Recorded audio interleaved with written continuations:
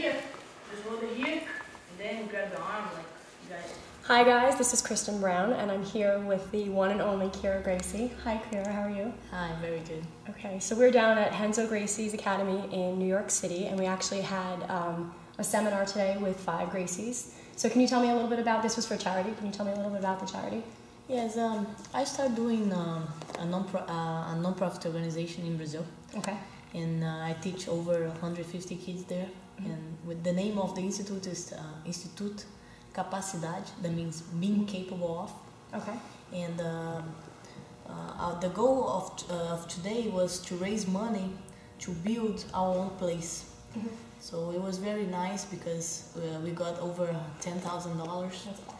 So it's gonna be awesome, and we're gonna it's gonna make a lot of difference on our work. Now we can really do a lot of things, because sometimes we kind of out of money, so we have the idea, we have everything, but we can afford it. So I can't wait to go back to Brazil. Yeah, it's in Rio de Janeiro? Yes, okay. Everything is in Rio, and it's on a neighborhood called Vargem Grande.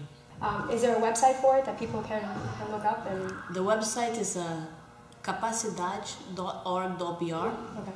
And you can check on my website, graciekyra.com. They have the link there. Okay. Because Capacidade is hard to spell. I was going to say it, but I actually can't even. So that's why I said your organization. Yeah, because it's hard to spell. Okay.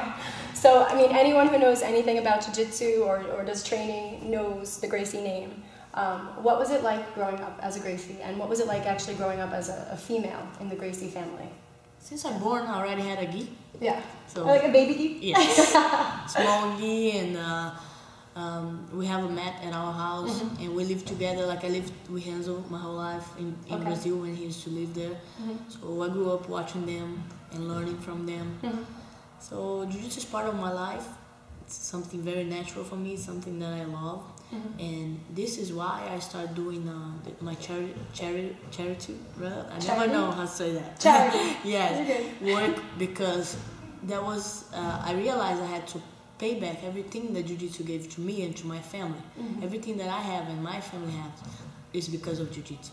Okay.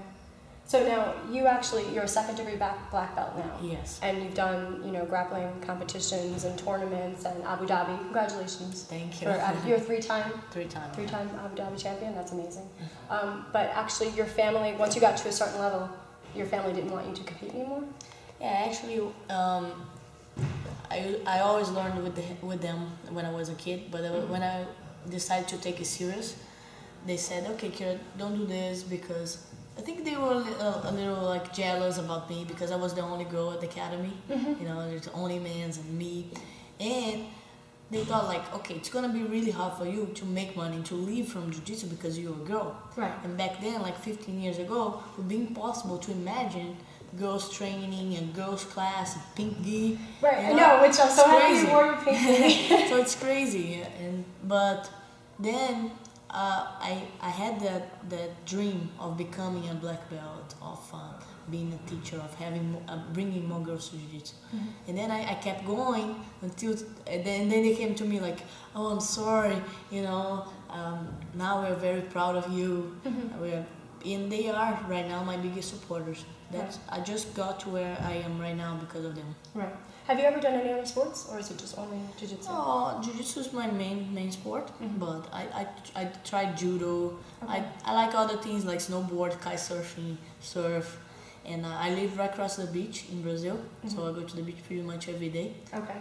So that's my life. I love all the sports. And you're doing judo, and I know you're doing boxing, and I read that you're going to be making the transition into MMA, possibly this year? Yeah, it's not something that it's gonna happen for sure. I'm still talking to some organizations to see, but to go for MMA, I have to stop a lot of things that I do, all my work. Like I travel all over doing seminars, I teach. So I would just go to MMA if it's something really, really good for me. Right, and right now with the UFC acquiring Strikeforce, women's MMA, at least in the United States, doesn't really have that platform. Now that UFC bought Strikeforce, it's been really hard for the girls. They're not giving any chance for them to fight. I see a lot of good fighters being out for a year and a half, no waiting for the fights. Right. So now we have some organizations like growing up in Asia, like China, Singapore. So maybe I'll go for that. Right. And so what do you do with the seminars? Because I actually just went to your seminar that you had at Brooklyn MMA and Fitness, and so you did a 3-hour seminar there. How often do you go to seminars, and what is that about? Like, what schools do you go to? Do you go all over the country to do that, or just in New York, or? No, actually, when I'm not competing, I'm traveling to teach seminars. Okay. I teach all over the world. Like, I've been everywhere. Okay. And I don't have like a specific place to teach. The academy usually invites me, and then if I'm available, I'll go. Okay. So you love teaching? I love teaching. Yeah. Okay. Do you teach children too? So this Capacidade, we have charity. So we have over 150 kids from 4 years old to 14. Okay. So I'm always there teaching them. Okay. Do you plan on having children of your own? Oh yeah. You do? You want to have a big family? I want to have a big family, like in my family. My grandfather had 21 kids. Yeah. My great grandfather. My grandfather had 12. You know, so everybody has a lot of kids. I hope I can have a lot, so we can train together.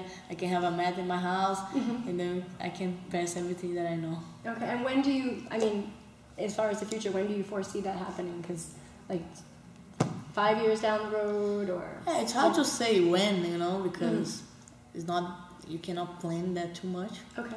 But I'm 26. I still want to compete more. I think I still have a long road to go.